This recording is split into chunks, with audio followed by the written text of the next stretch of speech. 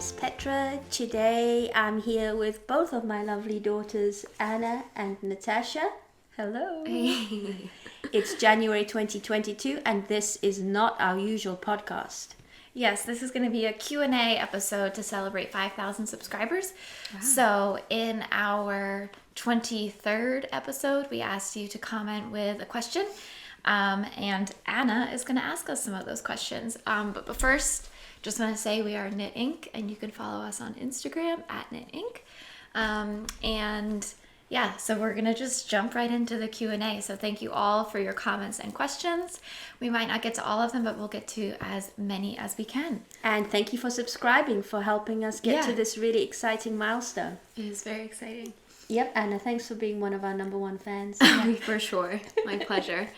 So the first question I'd like to start with is, whose idea was it to start the podcast? I almost feel like it was like yours and Dad's. Really? Well, I thought it was your idea, Natasha. Really? I feel like we kind of... Okay, I feel like you and I talked about, oh, that could be fun. But like when we heard from other people being like, well, you guys should do this. But I sort of got the idea that you pushed it about 2 years before we actually started it. Oh, right. And that's when we made the Instagram account. And we got our logo. I was like, we need a name and a logo and get followers on Instagram first. And I think that was 2018-ish. That was 2018, yeah. And we picked the name, Knit_Inc. We spent like a weekend, trying to get a name for ourselves. And then you got really excited and you wanted to grab that on Instagram before anybody else grabbed it. Right. And Knit Inc. without the underscore was already taken. Right. Yeah. So then for about a year, we started to post all our knitting things on our joint Instagram account. Mm-hmm. And we kept saying, oh, we should podcast. And then you were here one weekend in early pandemic time, or maybe not early pandemic well, now time. It feels early. Now but it was feels September early. 2020 is when we started. And I said, why don't we just do it now? Yeah. And we talked about it when we were on the knitting cruise in March 2019. That's right. And we talked about with some of the people that we met on that cruise. So I think it was both of ours, but in various times who pushed for it. Mm-hmm. So, okay. That makes sense. And is there anything in knitting that doesn't interest you? For example, for this person, it was an intarsia. Intarsia. Yeah. I've done one intarsia project. Actually, it was the way this was done was intarsia. But let's see. Something that doesn't interest me with knitting. I'm trying to think of what doesn't interest me. There's certain... While you think, what doesn't really interest me these days is making cardigans. Yeah, I don't really like making cardigans either. I made some cardigans that, well, actually, Anna's wearing one cardigan I made. I made a couple of cardigans for myself that just they don't sit right, and I don't wear cardigans much. But in terms of style of knitting, I think I'm excited about almost everything. All over lace work doesn't necessarily draw me, as I am unpicking an all over lace work sweater that I guess besides the Stephen West shawls as the mystery knit along, I'm not really interested in shawls. because you don't really wear them. Yeah. And then there's certain yarns, like super, super bulky ones. And then I don't really crochet either, just because I'm not willing to spend the time learning it. I get frustrated quickly when I tried crochet projects because I just know I can knit other things faster. So I'm still open to some crochet projects, but yeah, I think that, but yeah, we're open to a lot of stuff really. But yeah, I don't really make cardigans, and I think for the reason you said, I think it's hard to have them look well finished. Yeah. And unless you do the steeking, you're going, purling and all of that. So, yep. Cool. This is kind of an interesting question. So, you two both seem to get along so well, but do you ever fight? We definitely fought when I was younger. like the teenage years, right? Oh yeah, there were times when you were a teenager where we weren't even able to have a civil exchange You probably remember more of that than I do. without one of us erupting. We don't really fight. No. I mean, I think sometimes I feel like you get impatient with me, Yeah. or sometimes I feel like you can be a little short. Yeah, if I'm hungry. Yeah, both of these girls need to eat pretty frequently, whereas I can go all day. I'm like a camel. I can go all day without eating. But Yeah. if your blood sugar, you guys get hangry, I guess. Is that the term? Yeah. We don't really fight. Yeah, I can lose steam and be short though, but you're not really like that. I'm trying to think. I mean, I'm trying to think if we have disagreements. We definitely have slightly different tastes, and we definitely disagree on some approaches to things.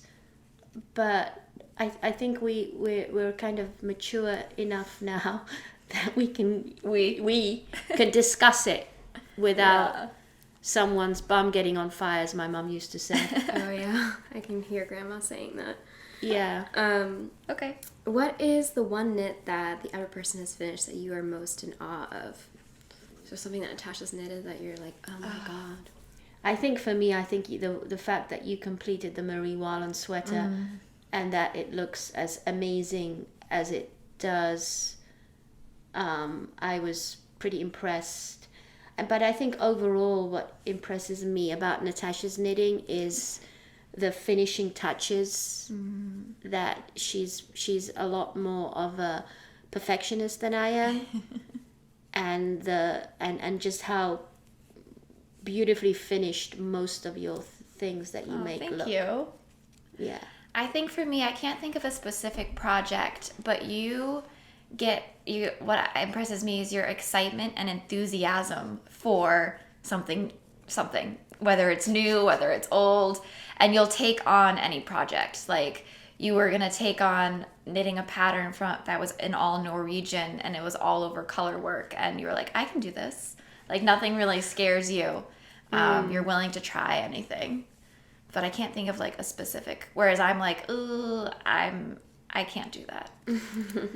I get excited with new challenges like Yes, that. That's yes, true. you get excited with new challenges, and I like living vicariously through those new challenges with you.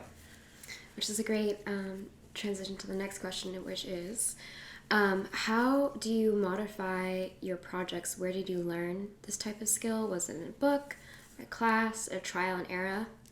Some of it is trial and error, but I think you taught me not to be scared of trying new things like that, like with the challenge. You always are like, oh, well, if you use, a thinner or thicker yarn, we'll just change the pattern size you're doing. So I think you kind of coached me on swapping out yarns.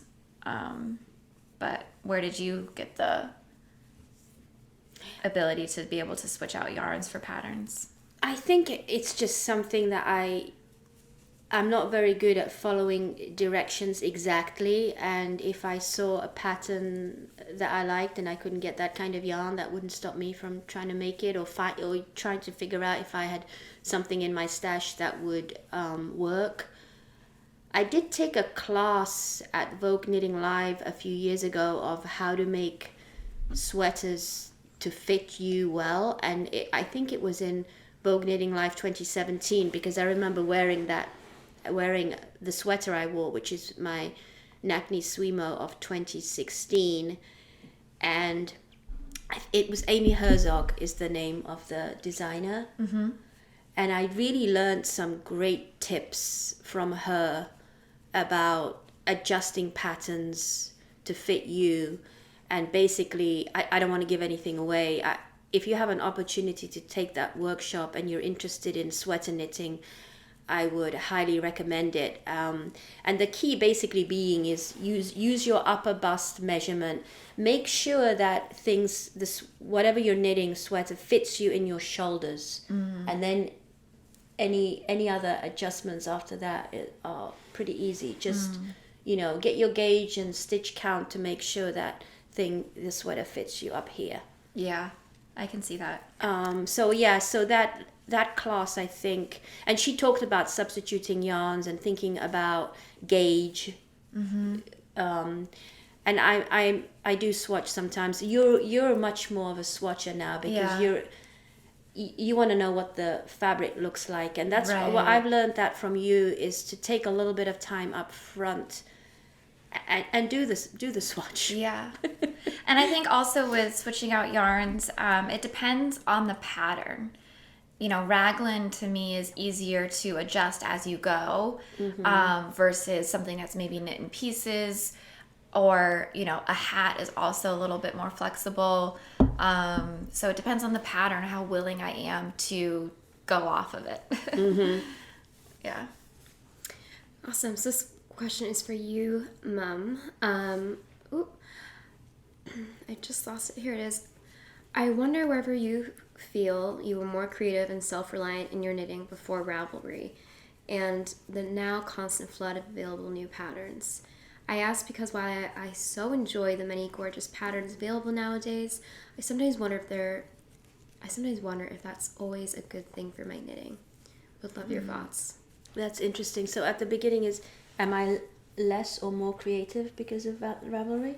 Yes, or whether if you feel you were more creative in the past and self-reliant in your knitting before Ravelry. That's an interesting question. So for me, it's not a straightforward answer, because in my pre-Ravelry knitting days, I was much younger, of course, and most of that knitting that I did was as a teenager and my early 20s when I lived in England. And then I took a really long break of knitting after we moved to the United States, and I had children, and I went through a phase when I was doing a lot of quilting and cross-stitching. Plus we moved to California and I didn't really need that many sweaters. So, and then when I picked up knitting again, which was after going to Peru to visit you when you were in Cusco, one of my friends said, "Have you heard of Ravelry?" And it was Ravelry that really got me back into knitting again, and buying some gorgeous alpaca in Cusco.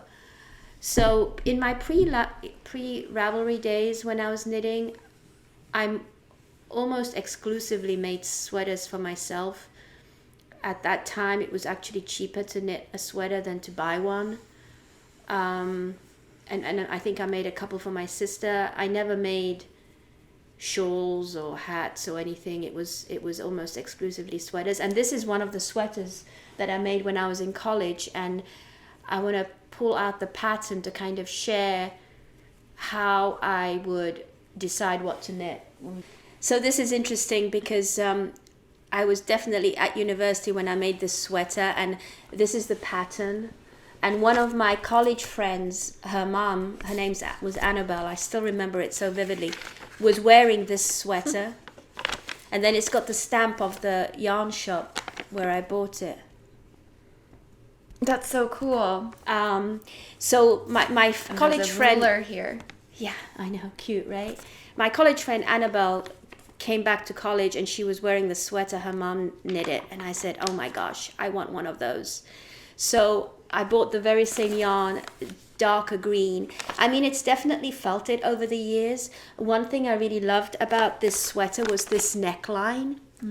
It is folded over. I mean, it's definitely felted, but I can still wear it. It was knit on pretty big needles, loose gauge. So yeah, so this was sort of the extent of, you know, ideas and patterns, seeing people. You would have to go to a yarn shop and see patterns like this before Ravelry. Yeah, right? Or there were weekly knitting magazines that I used to get sometimes. But yeah, I would go to the yarn shop, wool shop, and I would browse through their pattern sections. It was in folders. Or I would see yarn. I think the short answer is you don't have a problem being creative with or without Ravelry. You find inspiration wherever. Wherever, yeah. And so this was knit on 5.5 millimeter needles. I remember that it was pretty big. So needles. That's like US size 9, maybe. Yeah, I think so. But Do you know what that means? What are you knitting? It's definitely Oh, Oh, nice. an interesting thing to think about what life was like pre Ravelry days. And I know there's people that don't, quite a few people that don't use Ravelry. Yeah. So Natasha, what is your favorite hat pattern? My favorite hat pattern. I don't know if I've knit enough to have a favorite. I've done the Pearl Soho classic rib pattern, and that's a 1x1 rib, and I like the way that comes out. But that's a 1x1 rib for a whole hat is tough. I just did the Petite Knits Oslo hat, and that was like a triple brim. That felt like a ton of knitting for a hat, so I didn't love that one either. Oh, you know what I've done a lot of it was like the basic hats for all the family. I've done a ton of baby hats from that pattern, and I like that hat pattern. I haven't done an adult size with that, but I've knit multiple of that. It's like baby hat. It's hats for the whole family or something like that. I've knit quite a few of those. Oh yeah, I remember that. I remember you made a great hat for yourself, and you got a pom-pom. I have a gray one that you got me a kit. It was a Toft UK kit, and I like that hat too. Oh yeah. Yeah. It's super cute. You talking about the 1x1 reminded me of a type of knitting that really doesn't interest me, and that is moss stitch or seed stitch. I really, really dislike knitting that. And I think it's partly because of the way that I knit, that I'm very inefficient and slow, and I just don't enjoy it. Yeah. And then what is your favorite sock pattern? What is my favorite sock pattern? Okay. So I think my favorite sock pattern is the Sockmatician sock pattern, which I've talked about in one episode. He's got a really great formula, and it's a really detailed pattern. But now I just kind of follow my own sock pattern. My favorite way of knitting socks is toe up with a gusset and heel flap, and a 2x1 rib, which I got from Sockmatician. He has a podcast, and he just recently had a new episode after a long hiatus. So that's my favorite way of knitting socks is toe up, one at a time, magic loop. Although I'm enjoying DPNs right now. You can never say never, really, because you know in knitting you go through different phases of what you enjoy the most. But definitely toe up, heel flap, and gusset socks are my favorite. Self-strapping yarn. So how many objects do you think you both make a year? How many items? I guess we just I think about 30 in the last 2 to 3 years for me. And about how 30. many hours a week do you knit? Well, wait, do you want to answer how many for you? So I was averaging about 50 finished projects for up to 2020, and I think that's partly because I was knitting a lot of socks. Last year I only had about 30-ish finished projects, but I made more. I think I'm making more sweaters. And then you would do the March Madness. The March Madness I just felt like is mad. Yeah. It got to a certain point where I just felt like, I mean, I get the energy. We've already decided Mom's not doing March Madness this year. I think that's I'm not going to do it this year. Yeah, the March Madness. Yeah. You'd be like up late knitting and yeah. God bless. Yeah, you'd be knitting on your meetings. I mean, you knit on your meetings anyways, but. Yeah, so, and then what the other is, how many hours a week do we knit? How many hours a week do we knit? I would say anywhere from 10 to 20. I would say there's some days that I can do 2 hours in the evening, but then there are some days where I only do like half an hour in the evening. And then currently with the pandemic, I've definitely had more knitting on the weekends. I'd say I'd say 10 to 20 for me. That's probably true for me. In the wintertime, I knit a lot more during the week in the evenings because I'm not out in the garden, not walking, and on a weeknight evening, I could easily knit 3 hours. Do you ever knit during the Zoom meetings? The only time I knit during like work meetings are if it's like an all hands, like it's like a company wide thing. Otherwise my meetings I'm pretty active in. Right. So I can't really multitask in that way. Yeah, I can only really knit on work meetings when it's like a quarterly update for the company, or like the CEO is doing an update, or CMO or something like that. Yeah. Otherwise, my day-to-day meetings, I can't really. I've go through phases. I can knit because I can knit during seminars and things like that. The same as you, Natasha, but not if I'm actively engaged.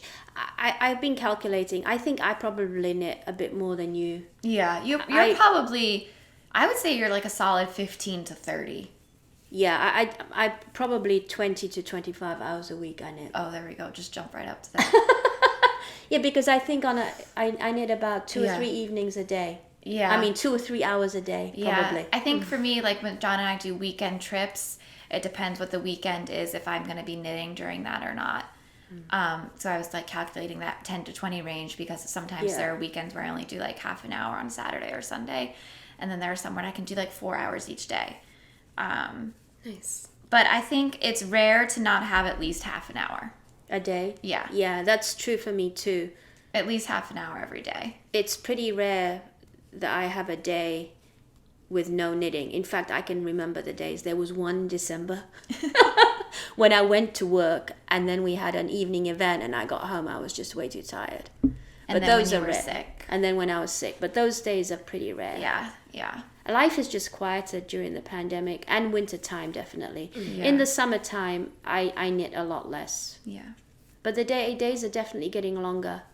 Yeah. Yeah. Okay. For sure. This is funny. How does Anna handle the knitting peer pressure? I think you take it in waves. There are times when you're like, I don't want to knit, don't force it on me. And then there are other times you show interest. You're and you're embracing like, it. So oh, how do you handle it, Anna? It's a question for you. Yeah, I mean... As she busts out a project bag. I have been reflecting on this a little bit recently, because I did just start a project, and I'm open to try to knit more, but I kind of stay away from feeling like there's peer pressure for me to knit. And I think I've said this in a podcast before, but I'm just like, I need to be moving around. Like, my hobbies are more Yoga. Yeah, and running around, and now I'm really close with the dog Andre, and I want to train him. So I feel like that's kind of my zen time with the dog. But I did start this, actually. It was the reason why I wore this cardigan. I'm trying my best to finish this. I really hope I finish it. And I have this much done so far. So what is it? It's going to be a baby cardigan for my girlfriend Callie, who had a baby last week, and Callie and I went to preschool together. So it's kind of one of my first close friends having a baby, and the baby's name is Theodora Joyce. Cute. And this is a Schoolhouse Press pattern number 5 by Elizabeth Zimmerman. And Mom, you printed this out for Anna? You actually bought that as a paper copy. It's not available electronically, I don't think. I'm not sure. It's the classic Elizabeth Zimmerman baby surprise jacket. Mm-hmm. Yeah, so this is actually a larger version. Yeah, that that's my that. mom made me 2013 or 2014. And I do like it. Like, I went through a phase where I wore it all the time. Yeah. I still like it. I had buttons on it, but for whatever reason, I didn't like the buttons. So I had my mom take the buttons off. But now I'm kind of thinking maybe I should get the buttons now. I'm a different person, you know, that was 7-8 years ago. Yeah. And I'm thinking I'm pro button again. And we ordered some buttons. Do you remember finding some wooden... Yeah, I picked out wooden buttons. I put these bright colored buttons on them, and you didn't like them. And we ordered wooden buttons, which I have, and I maybe we'll see, and I'll stitch them on for you this weekend. Okay. Do you ever feel pressure from us? No, not necessarily. I mean, I feel like I could have an episode of projects I never finished. I think we used to ask you more, and now it's like, if you show interest, we'll engage you with showing, we'll help you. Right. But if you want to put something down, we're not gonna force it, right? I hope that comes across. Yeah, and my mom is gonna help me with that cardigan. I need like a training coach next to me, so. And we've had a couple of nice evenings together where I've been helping Anna knit, so that's been kind of fun. Yeah, except sometimes the real headache is knitting back And with the style of needles, and like I kind of have the thought process, this part should always be my right hand. But anyways, I won't bore you. There was a little bit of confusion with the knitting back and forth. Yeah, Anna wasn't turning her row around, and I realized that I'm actually not a very good teacher. Maybe Sometimes I can try. Maybe you can. I mean, you taught me how to drive stick shift really well. And we didn't end up yelling at each other too much. No. So we'll That's figure it true. out. But moving on, let's see. This is not exactly a question, so I gotta form into a question. Do you pick the patterns and then buy the yarn? Oh, I'm not consistent with like having yarn and then choosing a pattern, or having a pattern and then choosing yarn. Sometimes there's patterns that catch my eye and then I have to buy yarn for it. Sometimes yarn catches my eye and I have to find a pattern for it. I definitely do both. I would say that I do too. And now, because I've got a pretty good size stash, I'm often trying to find patterns to go with yarn in my stash. Once in a while, a pattern comes up and I think I really want to do it in the yarn that it was knitted in. Mm-hmm. But that seems, I do that pretty rarely, actually. So kind of haphazard, I guess. Yeah, it totally depends. Yeah. Sorry. It's okay, go ahead. How big is your yarn stash? Ooh, how big is my yarn stash? Big. You go first, I don't know Natasha. how to calculate that. Like how many skeins? Well, you know, because I put all my yarn stash on Ravelry, you could go by lots. I feel like I probably have only about half of my yarn stash on Ravelry. Oh, really? Yeah, I'm not good about adding it. I probably have between 50 and 75 skeins or balls, I would say. Okay. So I have almost everything on Ravelry. That for me, I enjoy that process of documenting. You know, I buy the yarn, I photograph it, I log it, and I have something like 313 lots of yarn on Ravelry. So if it's 8 balls of one kind, that's one lot. If it's 1 ball of sock yarn, that's another lot. Okay. And I remember not wanting to go over 100 at one point. and now I'm not so hung up about that. I feel like maybe we can take a photograph and you can insert a photograph. I'm looking at most of my stash is visible, but not all of it. Yeah. Yeah, it's a good size, well curated stash. I've recently gone through some of it. I do feel like I've got a bit too much self-striping sock yarn. It's going to take me quite a bit to knit through, and I'm not knitting as many socks as I used to. But you know, there's other things you can use self-striping sock yarn for. I've seen some hat patterns. You could hold the self-striping with a solid mohair. Oh, yeah. And the grocery girls have done some hats with that, and I think that's a way you could use that self-striping. Maybe, I know we're going to talk about your knit bingo on the next one, but maybe for the ones that you have for your colleagues, you could you could do that. Do you think that would be okay for a man's hat with the mohair? I guess grayish, yeah. Yeah, why not? That's a really good idea, yeah. Yeah. But so you can see Petra's stash on Ravelry, and you can see about half of my stash on Ravelry. So this is a question from someone that shares your birthday, Mom. Oh, That's coming up. That's true. Wow, you're right. That's the thing about when you have a family member whose birthday's on the 1st. You don't have the time to be like, oh, it's February, it's Mom's birthday. It's like, oh, it's February. It is Mom's birthday today. I thought about that too because me, you, and Dad are all later in the month. Right. I'm the 19th, you're the 21st, and Dad's the 28th. So we have all month to be like, oh, it's your birthday month. Right. But your birthday month happens immediately. That's a good reminder. Yeah. Woo. It's like January 16th today? Yeah. Okay. yeah. So this person wants to know, what do you both do for a living? Okay. Do you want to go first? Okay. Well, I'm a scientist. I work for a big pharmaceutical company called Pfizer. So as you can imagine, it's been crazy. Have you guys heard of it? And I work in the drug safety space. I started out originally as a chemist. Well, my degree is in chemistry, but I never actually work as a chemist, and then I kind of developed into a molecular biologist. So scientist by day. And I work for a company called Log Me In. I'm a graphic designer on the brand and creative team. So we have a bunch of different products that have been very popular in the pandemic. So like Zoom is one of our competitors, for example. So we have GoToMeeting, and we have LastPass is also one of our products. So password management software, products like Rescue and Central, which are used for IT support. So we have, we kind of cross the gamut with a lot of software that companies use. So a lot of B2B sales. And with my role, I work on a lot of the marketing needs for the company. So a lot of our paid media ads, whether that be banner ads or small animations, collateral stuff used for the sales team, internal logos and other logo updates and stuff like that. So kind of run the gamut with graphic design work, but it's been busy for us during the pandemic as well. We have some company changes coming up that I'm not allowed to talk about, but it's a great company to work for.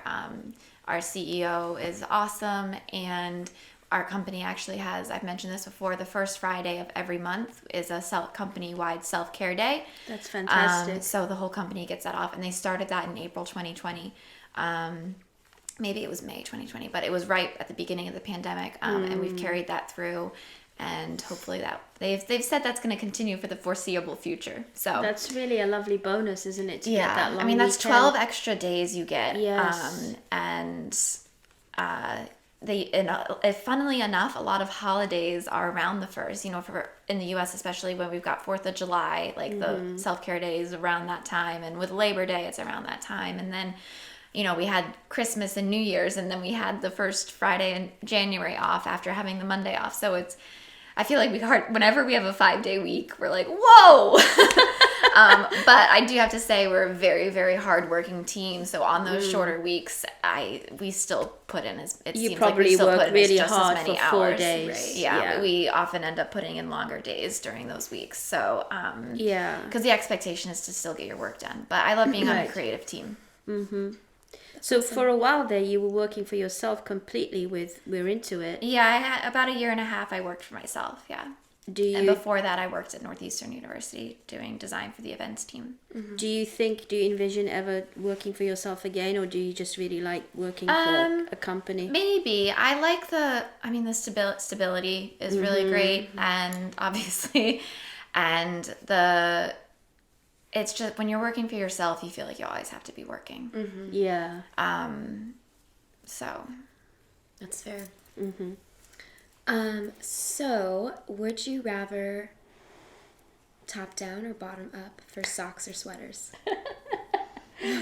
Okay, so for socks, I think I already answered that. Toe up, definitely. Okay. For sweaters, probably top down. Although I'm not averse to bottom up. Yeah, I have the same answer for sweaters. I've definitely knit a lot more top down. I think I've only done 1 or 2 bottom up or pieces.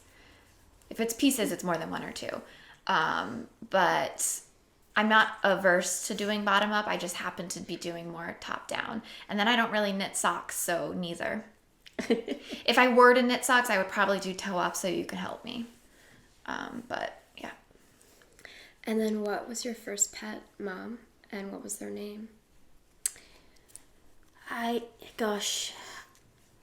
think we had a cat when we lived in Africa that my mom tried to bathe and the cat ran away. The first pet... that must have been kind of crazy. Yeah. The first pets that I really remember my sister and I having were tortoises called Jack and Jill. Oh, cute. That's so cute. Yeah. Mom. Oh, yeah, I remember Auntie Barbie telling me about that. And then we had a kamikaze goldfish that insisted on jumping out of the goldfish bowl. Granddad told me about that. But as a child, we didn't have a dog. Yeah. So that I'd say the tortoise is Jack and Jill. Okay. So I guess for me it was our dog Adelaide. Yep.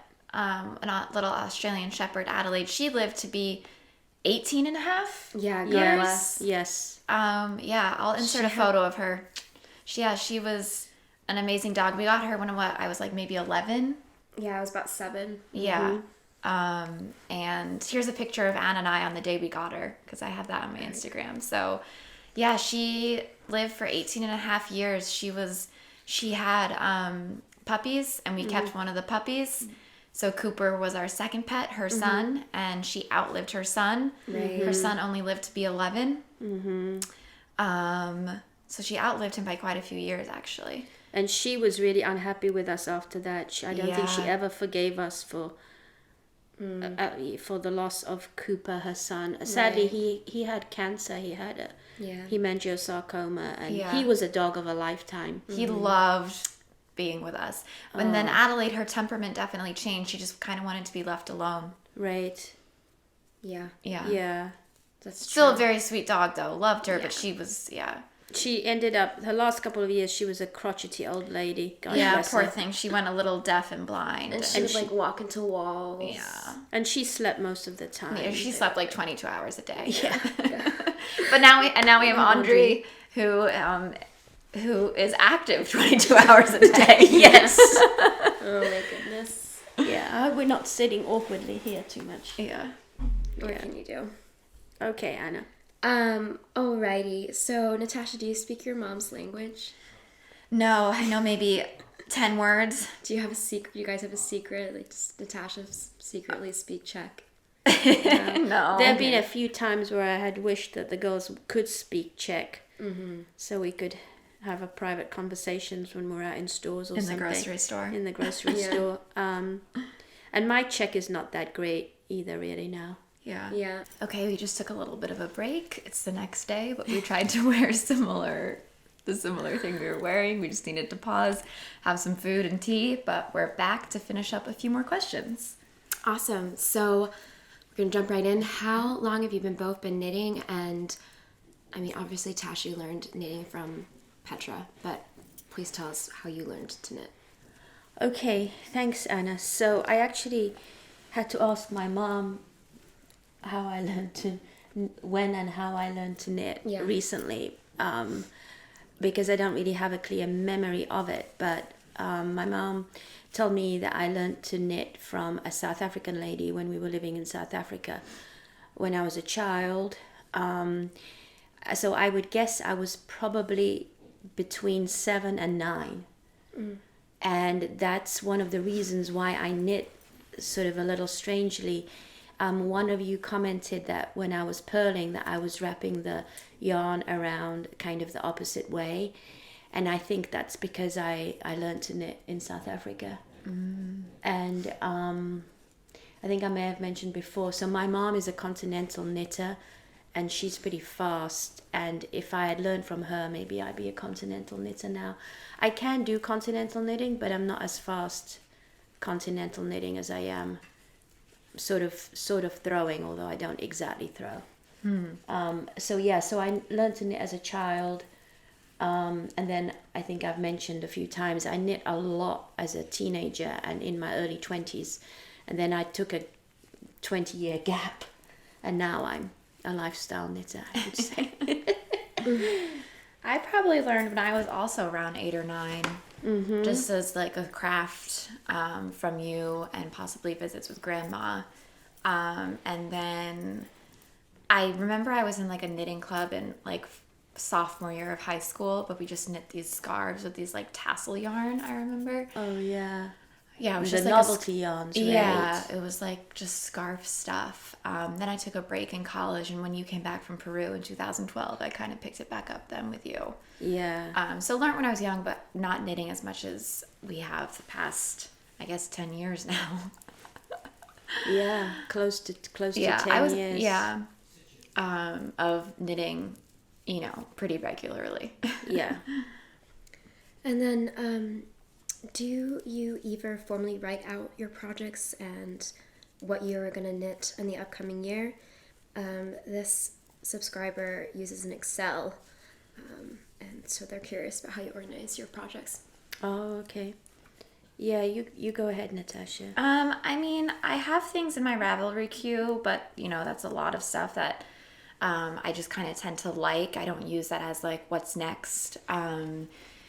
So there's things that I keep in my head. Sometimes I don't plan too far ahead. Sometimes I kind of just like have yarn in the back of my head that I want to use as my next project. I haven't formally written anything out for 2022 yet, but you have done quite a bit of forecasting for 2022. So it's not too late to do that, I don't think. I might do a little bit of that. Nothing quite formal. I might just make a list in a notebook. Okay. We'll see. So I vary from year to year. I keep track of my finished projects on Ravelry. Yeah, same. And I've been doing knit bingo for maybe the last 2 or 3 years, an idea from Kiersbod. And so knit bingo is when you make a 5x5 grid and you put in either projects you want to finish, yarn you want to use. You can do a couple like free things like finish a whip or, free project of your choice kind of thing. And then you try and get a bingo by the end of the year. Yeah. And it's just a more interesting way of writing a list, I guess. Yeah. And I'll talk a bit more about that in our next episode. Yeah, so my final question for you two is, what is your favorite thing to knit and why? What is your favorite thing to knit and why? I mean, I knit a lot of pullover sweaters. And I think that's because I like wearing them. Mm-hmm. But I couldn't really narrow it down beyond sweaters because, I mean, that's what I knit the most of. So I guess that's got to be what I like knitting. I think for me it really goes in phases. I used to love knitting socks. I went through a phase of knitting loads and loads of socks. I'm like Natasha, I really do enjoy knitting sweaters because I also enjoy wearing them, and I don't buy any sweaters. I haven't bought a sweater for a really long time. So if I want some new things to wear, then I need to knit them. So I enjoy the process and the product. But yeah, I enjoy knitting almost anything really. Mm-hmm. That's great. Yeah.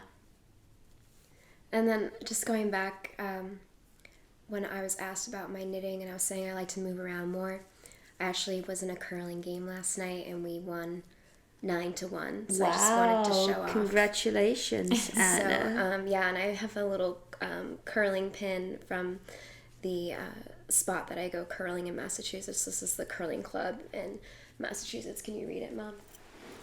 Oh, it says Blackstone Valley Curling Club, established 2016. Nice. Yeah. So can I take it off? Yeah. So this is not a hand knit hat. Anna got this in England, but here's her pin for curling. But yeah, you got this in England, so yeah, not a hand knit hat. Yeah, told me off. My mom was not pleased that Anna was wearing a store-bought hat, but I was a little slightly disappointed that she bought it. I was with her when she was buying it, and I said, Anna, what are you doing buying a knitted hat?